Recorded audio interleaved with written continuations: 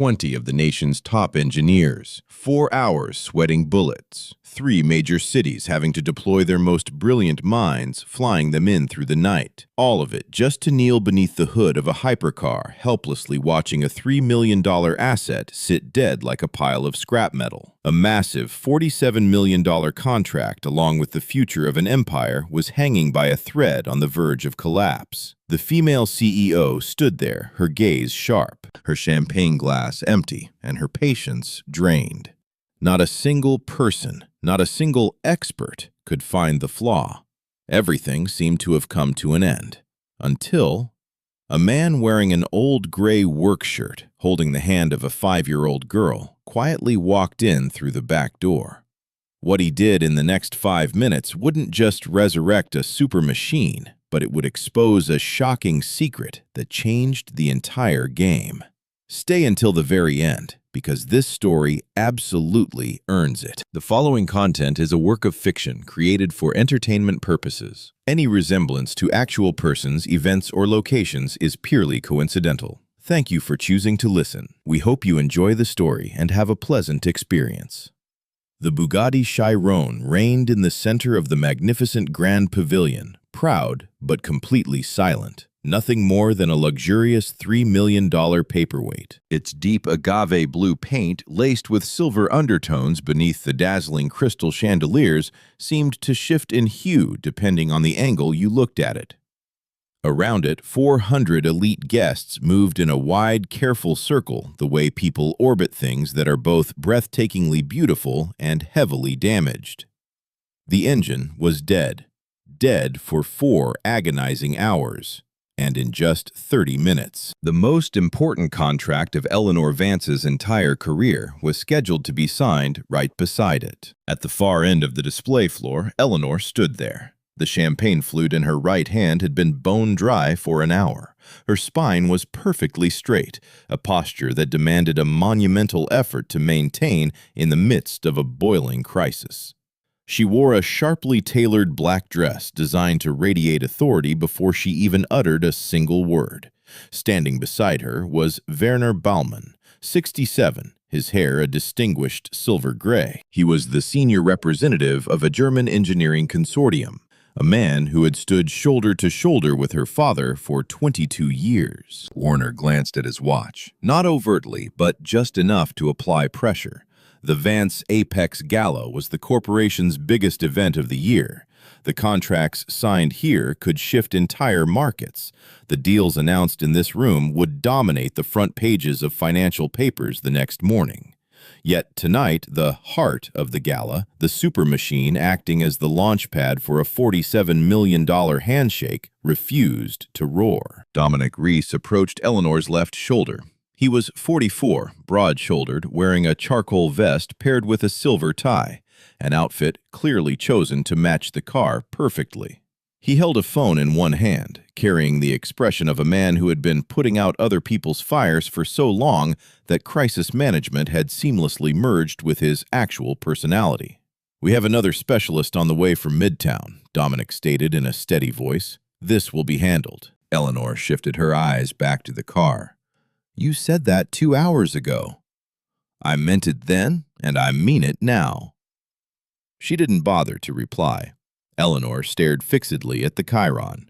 She looked at the 12 men kneeling around it in various postures of absolute powerlessness and utter frustration. She began to count. The first engineer had come from an authorized Bugatti dealership on the Upper East Side. A man boasting 11 years of experience with the brand, a flawless track record, and a diagnostic kit worth more than most people's cars. He had buried himself under the hood for 40 minutes, slowly stood up, wiped his hands with the agonizingly slow care of a man trying to buy time, and finally dropped a sentence. The error code on the screen didn't match any firmware version in the manuals. The second was a W16 engine specialist, flown in urgently from Chicago. The W16 engine, the very soul of the Chiron, with 16 cylinders arranged in a W formation, a mechanical masterpiece so profoundly complex that less than 400 people worldwide were certified to lay a finger on it. He attempted a full ECU system reset. The result? Hopeless. Engineers 3 through 7 descended sequentially over the following 90 minutes. Each brought a brand new theory: a secondary fuel pump, a false reading from a pressure sensor, a jammed starter relay, or a drive module reporting a phantom connection error. Every theory was tested. Every theory collapsed. The car remained mute. By the time the 8th engineer arrived, the guests in the hall had abandoned the charade of pretending not to notice. The polite conversations around the display area gradually thinned out. Eyes constantly darted toward the sweaty men surrounding the car, looked away, and darted back again. The low hum of the dinner party had taken on a very distinct tone, the sound of people desperately trying to discuss things they didn't care about, just to mask the fact that their eyes were glued to a disaster they were intensely curious about. The 12th man, a skinny specialist from a European specialty auto firm in New Jersey, struggled under the chassis for 22 minutes, crawled out, stood up straight, and didn't say a single word. He simply walked to the edge of the hall and pulled out his phone to make a call. Dominic, the man who had been pacing around the Chiron for nearly 3 hours, would occasionally step close, stare intently at some detail, and then back away. He didn't touch a thing. He never offered a new course of action. He merely hovered, observed, and retreated. Grace Aldrin sat at a small workstation at the far end of the hall, a diagnostic tablet resting on her lap. She had been observing Dominic's repetitive behavior for quite some time. Grace was 28, a brand new hire plucked straight out of grad school by Eleanor's operations team. She possessed a very unique ability. She always noticed the anomaly in things before she even understood their nature. The 18th engineer was German. Werner Baumann himself had summoned him with a single text message. He walked in with the quiet, stoic confidence of a man who had never surrendered to a mechanical problem. After 31 minutes of wrestling with the car, he stood up straight, looked at Werner, and slowly shook his head. Just one single shake. Werner glanced at his watch again. Dominic spoke up. "We still have 2 more teams arriving. We have time." Eleanor remained silent. She was still counting. When the 20th technician backed away from the vehicle with the exact same hollow stare as the 19 men before him, 4 hours had passed. The room completely shed its facade of normalcy. The display floor now felt more like a wake than a gala. Guests refilled their glasses and observed from a mourning distance. Grace was still sitting there with her tablet and her running checklist. Every theory proposed, every component checked, every method tested and discarded was meticulously documented. That list was agonizingly long, but right at the very bottom, there was one single category that no one had touched. She didn't dare to speak up. She was the new girl. She wasn't certain. She was still lost in that thought when the doors to the service area swung open. A man in a faded gray work shirt walked in. He didn't have an imposing physique to dominate the room. He wasn't dressed in a way that made anyone turn their heads. His face had rugged features, but was otherwise unnotable. The kind of face that was easy to look at, but incredibly easy to forget. On that face lingered the focus of a man moving toward a destination he hadn't yet reached. He had a small canvas bag slung over his shoulder. His other hand held the hand of a 5-year-old girl. The little girl had a slightly crooked ponytail and wore light-up sneakers. In her hands, she clutched a tiny toy car. It was blue, the exact same shade of agave blue as the Chiron. His name was Levi Harmon, 29 years old. He had been hired 6 weeks prior as a contract mechanic assigned to the logistics team responsible for the transport and preliminary mechanical checks of the 3 display vehicles. His actual job had concluded before the gala even started. He only stuck around because the finance department still owed him a signature for his payment confirmation, and the person in charge of signing that paper was ignoring his texts. He wasn't supposed to be here. But that detail was about to become the turning point that changed everything. The little girl was named Mia, 5 years old. Her mother had passed away 14 months earlier. The babysitter who usually watched Mia on nights like this had called, apologizing at noon with a fever. So Levi brought Mia along, just the way he had brought her to dozens of job sites before, quietly, without complaint, with the quiet confidence of a man used to solving problems with whatever resources he had on hand. He had promised her it would only take 1 hour, but that was 3 hours ago.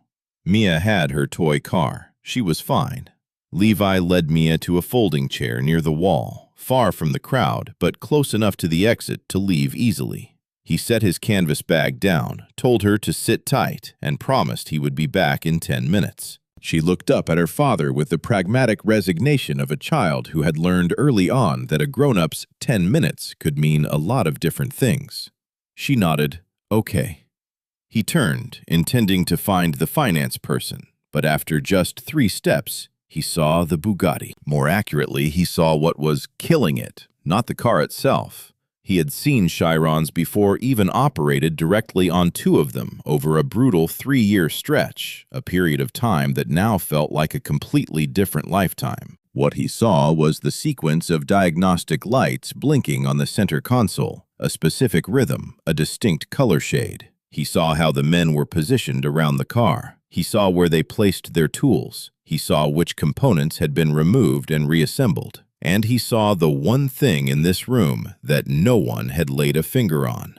He stopped dead in his tracks. Grace Aldrin looked up from her tablet screen. She noticed him looking at the car. She recognized that look, not the harmless curiosity of a bystander, but the sharp, silent focus of someone processing a massive amount of information. She quickly looked down at her tablet. She looked at the single empty category at the bottom of her list. She looked back up at him. Neither of them uttered a word. Levi turned toward the wall, intending to find the hallway leading to the finance office. But the moment his foot lifted for the second step, a voice tore through the air. "Hey!" The tone was low, razor-sharp, and very close. He turned around. Dominic Reese was standing less than 10 feet away. His facial expression shifted through 4 distinct states in the span of 3 brief seconds. Levi could clearly see that progression. He had seen it before, 3 years ago, from the other side of a desk. It began with utter shock and ended in something that reeked of panic, hastily disguised beneath an arrogant, condescending exterior. "Who let you in here?" Dominic hissed. "Logistics Clearance Service entrance." Levi held up his badge, his tone calm and completely unhurried. "I'm here to get a payment confirmation signature for the transport contract." "Finance is closed. This is a private event. You're just a contract worker. You don't have floor access to the gala." "My badge is good until 9 p.m. It's 8:42. Dominic spun around and signaled the security officer standing near the hallway entrance. The security guard, a massive man in a dark suit, marched toward Levi with the decisive swagger of someone who had thrown people out so many times it was practically a reflex. Levi didn't argue. He took a step back, raising both hands slightly, the universal body language of a man with zero interest in causing a scene. "I'll leave. I just need to get the signature first." "Get it tomorrow. Get out now." The security guard was right in front of him, and right in this exact moment, a tiny shift derailed the entire remainder of the evening. Mia stood up. She didn't cry. She didn't scream. She simply slid off the folding chair, walked over to where her father stood, and pressed herself against his leg with the unhurried calmness of a child who always knew standing next to her father was the safest place in the world. She hugged her toy car tightly against her chest with both arms. She looked up at the giant security guard with wide, hazel eyes that contained not a single trace of fear. The security guard, to his credit, froze.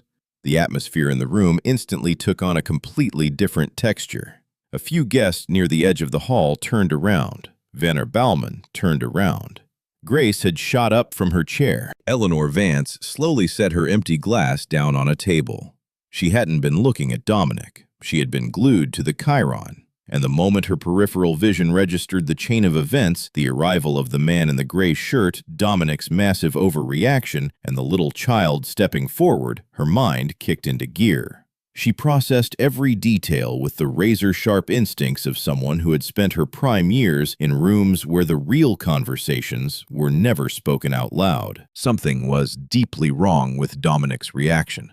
She could understand irritation, but the speed of that irritation, the absolute certainty, the blatantly panicked urgency of a man desperate to force a specific person out of a specific room, that wasn't normal at all. Levi turned, placed his hand on Mia's tiny shoulder, and prepared to walk into the hallway. In the span of a single second, he had decided that the signature wasn't worth whatever mess this was turning into. Eleanor spoke. "What do you see?" 4 words. She dropped them into the empty space the way a person speaks when they aren't sure if they want to be heard, but absolutely must say it. Levi stopped. He turned back. Eleanor was still staring intently at the car, not at him. But that question was meant for him. They both knew it. The entire room seemed to know it. Dominic lunged forward. "Eleanor, he's just a contract mechanic. He has 0 technical qualifications related to—" Eleanor raised one hand slightly, a smooth motion, like someone turning down a volume dial. Dominic went dead silent. Levi looked at Eleanor. She was looking at the car. And then, because there was no logical reason to refuse, he answered her. "The secondary fuel rail has a vibration tolerance that runs extremely narrow when the ambient temperature drops below roughly 56 degrees Fahrenheit, he said. His voice was deep, even, and unhurried, the tone of a man stating an obvious fact he had memorized ages ago to someone who just happened to ask about it. "Tonight is cold. The auxiliary pressure regulator is cycling out of phase with the primary fuel injection sequence. The ECU system isn't reading it as a hardware fault. It's reading it as a logic error. There isn't a single official maintenance manual that covers this scenario because the analysis that identified it was never formally approved." The room plunged into absolute silence. Not the tense, drawn-out silence of a crowd waiting for a theatrical climax. It was a different kind of quiet. The highly specific silence of a room packed with brilliant minds, all simultaneously realizing a profound truth. Grace looked down at her tablet. At the very bottom of the list, the untouched category, secondary fuel rail pressure cycle. She had typed it in 2 hours ago because the sequence of error codes seemed to hint at it, but she lacked the experience to declare it confidently. She looked up. Dominic stammered, "That theory has already been—" He choked on his words.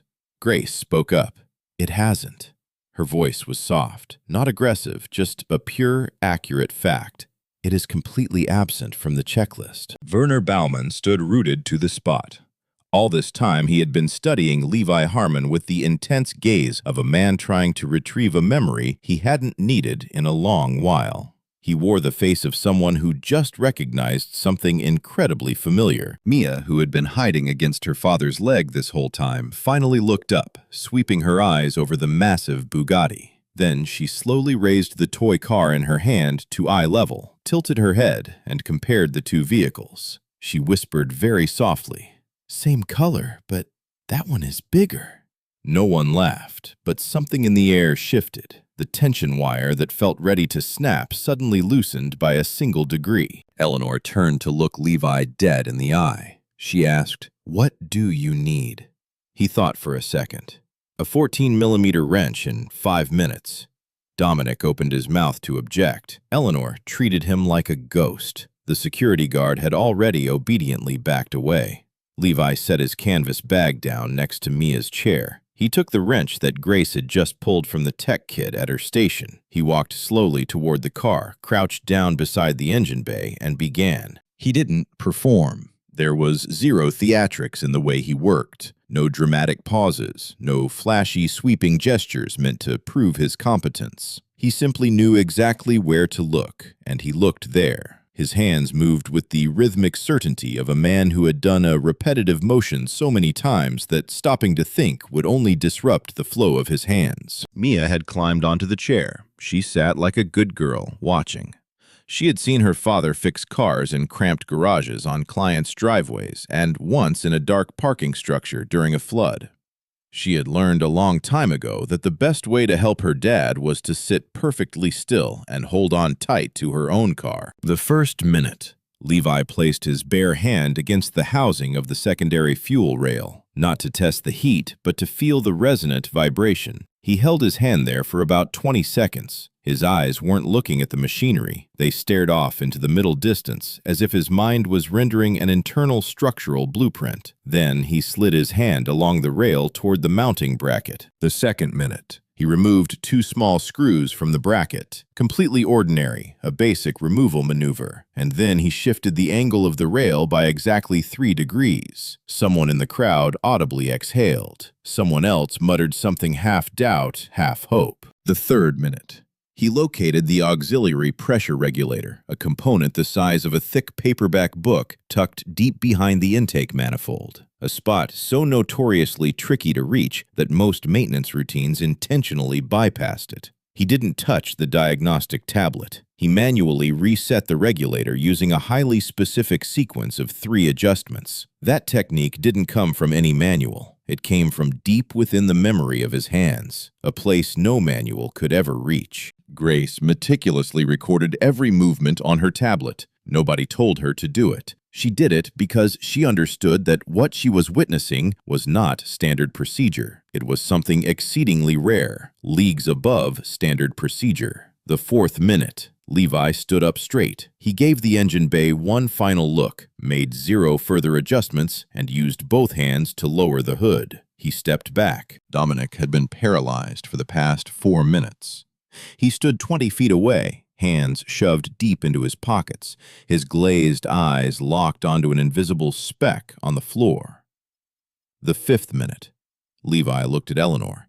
He gave a single, subtle nod. Eleanor strode over to the driver's side door. She hadn't sat in this car for 6 months. She had bought it as a symbol. It represented the contract she was about to formalize. It represented the absolute pinnacle of power her empire could achieve. She opened the door and sat inside. The driver's seat automatically adjusted. The ambient interior lighting flared to life. She pressed the ignition button. 1 second. The W16 engine roared. It didn't stutter. It didn't cough or reluctantly wake up. It resurrected exactly the way a hypermachine was born to do, a profound, violently powerful rumble that echoed through the pavilion floor, vibrating straight up through the souls of hundreds of people holding their breath, a sound that transcended mere noise. It was the sound of absolute authority and presence. 3 seconds of dead silence blanketed the room. Then Werner Baumann smiled. A very faint, private smile, the expression of a man who just got confirmation on a truth he had suspected for a very long time. Mia held her toy car high toward the ceiling and cheered, "Vroom!" Eleanor stayed in the car, letting the engine run a little longer. She felt the exquisite vibration through the seat. She felt the car doing exactly what it was created to do. Then she killed the engine, stepped out, and let her eyes sweep across the hood. She looked at Levi, then she pivoted to look at Dominic. When she finally spoke, her voice was weightless, but that weightlessness carried the devastating impact of a deafening explosion. "Dominic," she enunciated every syllable. "How long have you known about this?" Grace had already pulled up the file. In truth, she had found it 17 minutes ago, the exact moment Levi walked into the room. She recognized his name from the metadata of a document she had read during her first week on the job, a document that had always given her an inexplicable sense of unease that, until this very second, she couldn't fully explain. She read the contents aloud from her tablet. No exaggeration, no dramatic inflection, just stating a screaming truth that demanded to be honored. Internal vibration analysis W16, fuel system, low ambient temperature conditions. Submitted to the R&D department, spring 2021, author Levi Harmon. The room processed this data at varying speeds. Werner Baumann looked at Dominic, his eyes devoid of a single ounce of surprise. A few engineers who had been sweating bullets around the car for the last 4 hours exchanged glances, then stared down at the floor. Levi remained standing where he was. He didn't look at the tablet. He didn't even bother to look at Dominic. He was busy watching Mia.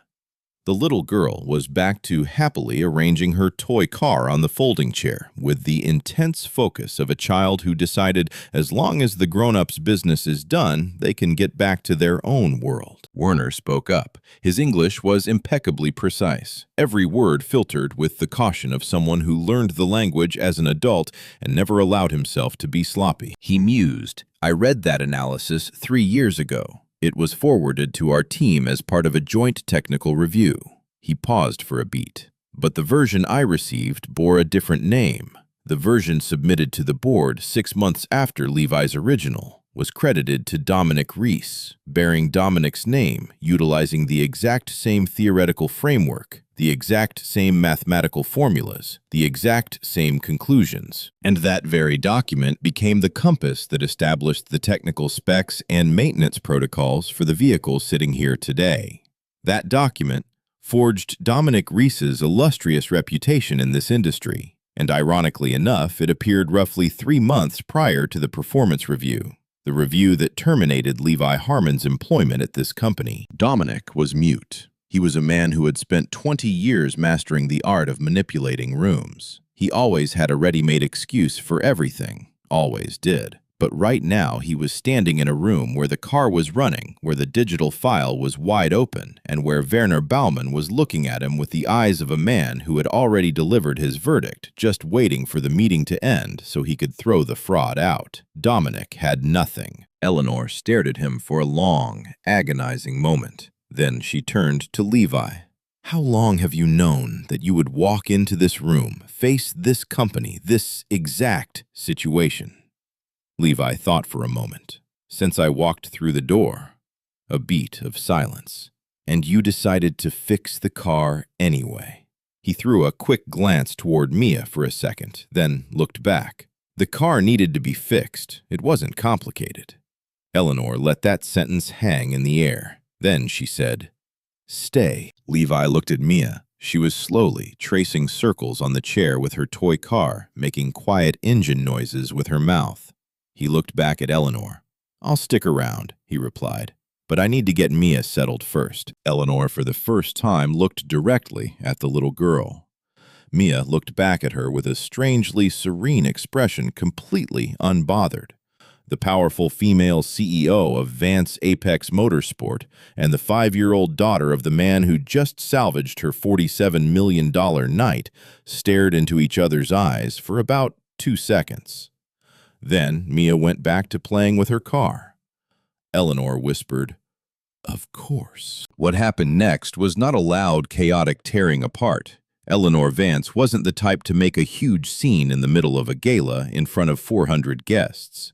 Everything unfolded in silence. Werner excused himself to make a brief phone call in German, standing with his back to the room facing the window. Grace quietly updated every single entry in her document log, correcting all the places where the authorship of tonight's solution had been vaguely recorded. And Dominic Rees just stood rigidly at the edge of the hall, hands still in his pockets, watching the room reorder itself around a completely new truth. Eleanor found Levi at the end of the back hallway. He had just settled Mia onto a bench, having bought her a soft pretzel from the catering station and a cup of apple juice. He was crouching at her eye level, softly telling her a story that had absolutely nothing to do with the mess out there. When Eleanor approached, Mia looked up and spoke with the carefree sociability of a 5-year-old. "Your dress is pretty." Eleanor smiled gently. "Thank you. Your shoes are pretty too." Mia considered them even and went back to gnawing on her pretzel. Eleanor sat down on the chair next to the bench. She took a deep breath.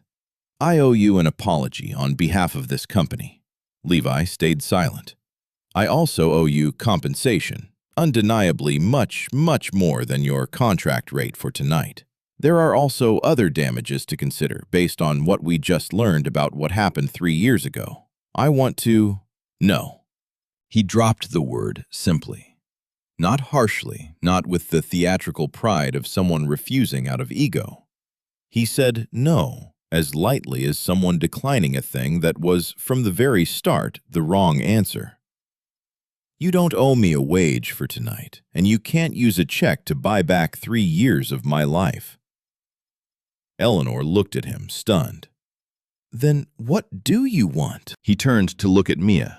She was using one tiny finger to trace the curves on the hood of her toy car sliding down the slope of the roof. The exact same lines as the real car, proudly parked 50 feet away, only cast in metal, shrunk down to fit perfectly into a child's hand. "That document," he said. "I want the name on that document corrected in the official archives, not for my sake, but for what it truly is. It's a piece of engineering research created by someone who never got the credit. Just that." Werner Baumann had appeared at the hallway entrance out of nowhere. He had been standing there listening to everything. Then he spoke up. "I think the contract we are about to sign tonight should have an additional clause, a comprehensive audit of internal document origins, a review of all technical copyrights over the last 5 years. He looked straight at Eleanor. "Our consortium has been proposing this for a long time. Perhaps this is the most opportune moment." Eleanor looked at Werner. Then she looked at Levi. Finally, she looked at Grace, who had just popped up right behind Werner, clutching her tablet with the expression of someone who had been holding it in forever, just waiting to drop a useful bombshell. Grace announced clearly, "I've already flagged the entire chain of related documents. If we initiate the correction process tomorrow, the official archives can be fully updated within a week." Levi slowly stood up from his crouch beside Mia's bench. He reached down and adjusted the little girl's ponytail, which had been sliding to one side for the past hour. She obediently let her father fix it with the patient tolerance of a child who was too used to hair tying being an unavoidable part of having a dad. Eleanor stood up as well. She said, "I have one final question." He waited. "Are you still taking contract work?" The question hit him in a way he hadn't anticipated at all. He had imagined an offer, a corporate redemption script, a flashy title, a massive salary, an official apology letter for past injustices.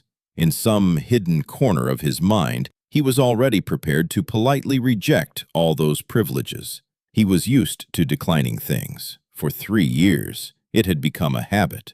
But this was a completely different question. She wasn't handing him anything. She was asking him what his true standing was. "For now," he replied, "I'd like to schedule a meeting for next Monday morning, if you have the time."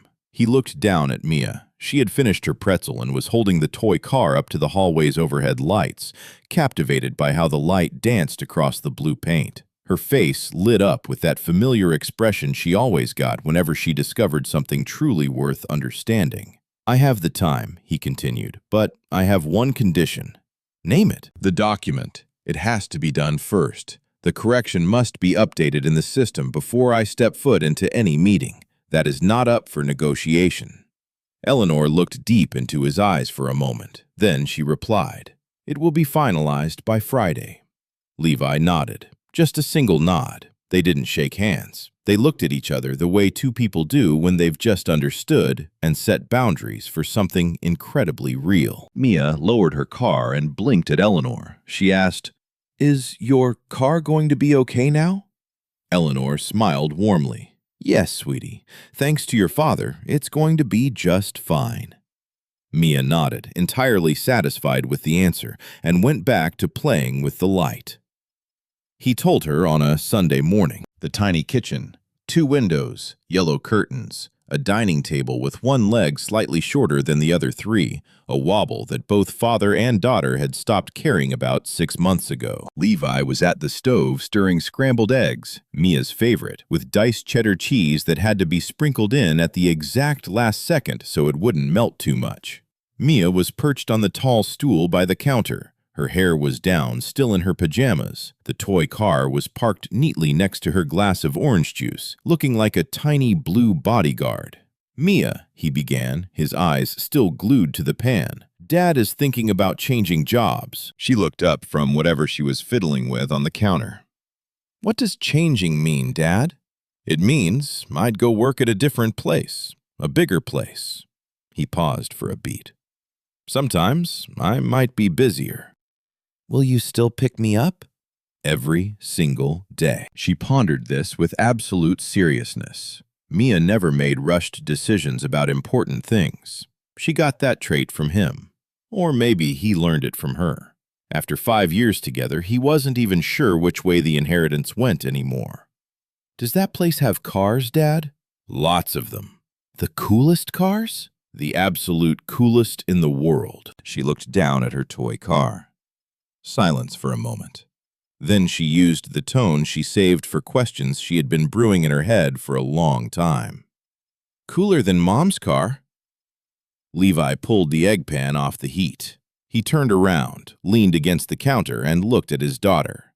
The morning sun pierced through the yellow curtains, shining onto her hair, making it look radiant and shimmering like something priceless he couldn't find the words to describe. "There isn't a single car in this world cooler than Mom's car," he answered softly. "You know that." Mia absorbed the sentence. The expression on her little face shifted through a few subtle variations, the way her face always moved when she was deciding what to think about a situation, and finally settled into clear crystal agreement. "Okay," she said, "then you should go. But you have to take me with you sometimes." He slid the eggs onto a plate. He set it down in front of her. He smiled as he watched her carefully align her fork and her toy car on opposite sides of the plate, with the spatial precision of a child who had very strict rules about how a table should be set. Then he picked up his phone. He typed a message to Grace Aldrin. "Monday morning, 9 a.m. I'll be there."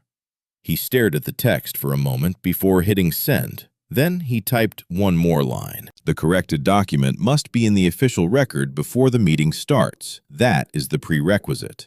He hit send and placed the phone face down on the counter. Mia was eating her eggs. She had turned the toy car to face the window. Its tiny wheels were right at the edge of the table. The blue paint sparkled, catching the early morning sunlight. It was the exact same color as the Chiron that had sat dead in the middle of that magnificent pavilion 48 hours ago. The exact same color as the beat-up two-door car Mia's mother used to drive, the one with the cracked dashboard and the passenger seat covered in crayon scribbles, until the very end of its lifespan. He watched his daughter eat breakfast and suddenly thought to himself, there are things that can never truly be taken away. They can be displaced. They can be buried under fake names, under bad decisions, under countless early mornings and cramped kitchens, but they are always there. Deep beneath it all, patient and waiting to be called upon. Monday morning, the building on Fifth Avenue where Vance Apex Motorsport occupied 4 entire floors was the kind of space that made you subconsciously adjust your posture the second you walked through the doors. The main lobby had 20-foot ceilings with a floor that reflected light in highly calculated angles. Levi walked in. He wore a light blue button-down shirt, dark slacks, and clean leather shoes. He had just dropped Mia off at the preschool a block away from their apartment. She went to class without a single complaint, which meant she was in a great mood, and that meant the day had started off perfectly. Grace met him right at the elevator doors. She looked like she had been awake since before 6 a.m., but her face radiated absolute joy. "The files were approved Friday afternoon," she announced as they stepped into the ascending elevator. "The document has been corrected in the company's archives. The partner consortium also received the notification this morning." "Mr. Werner's team?" "His office confirmed it. He asked me to pass a message to you." She glanced down at her tablet. "And I quote, 'The right work now bears the right name. This is how it should have always been.'" Levi gave a slight nod. Grace continued. "Dominic submitted his resignation Saturday morning. I don't know if anyone told you yet. No one told me. It was very quiet. No statements, no official announcements. The HR department just sent out an internal email saying the engineering director position was being restructured." She paused. "Which is entirely accurate." He stared at the elevator doors. "Are you okay?" Grace asked. He pondered the question the way he carefully considered everything practically in detail, never rushing to give an answer just to please someone else. "I'm fine," he replied. "Some things just take the time they take to fall back into their rightful place." The conference room was flooded with light from floor-to-ceiling windows facing the west. The table was so incredibly long that the light at one end had a completely different hue than the other. Eleanor was already there before he walked in. She wasn't sitting, she was standing by the window. She cast her gaze down over the city with the aura of a leader surveying the things she was responsible for. She turned when she heard his footsteps. On the table, sitting perfectly in the center, were two documents. One was exactly 1 page long, the corrected record bearing his name and the original submission date in 2021. The other was an employment contract, significantly thicker, with a bolded title at the top. He only glanced at it once and quickly looked away, because looking at it a second time felt too much like craving it. Eleanor spoke. "I cannot give you back those 3 years." "I know, but I can give you everything that happens from here on out." She gestured to the chair across from her. "Read the contract. Take your time, as long as you need." He sat down. He picked up the 1-page paper first, the correction. He looked at his own name resting proudly at the very top. Levi Harmon, author, submitted spring 2021. The document that was born as a solution to a puzzle no one else in the world bothered to think about. The document that had been stolen, buried in the dark, and now finally returned to where it originated. He carefully placed the paper back onto the table. Then he opened the contract. He read it exactly the way he did everything thoroughly, from start to finish, never skimming, pouring his entire focus into the actual meaning of the words, instead of deluding himself into what he wanted them to say.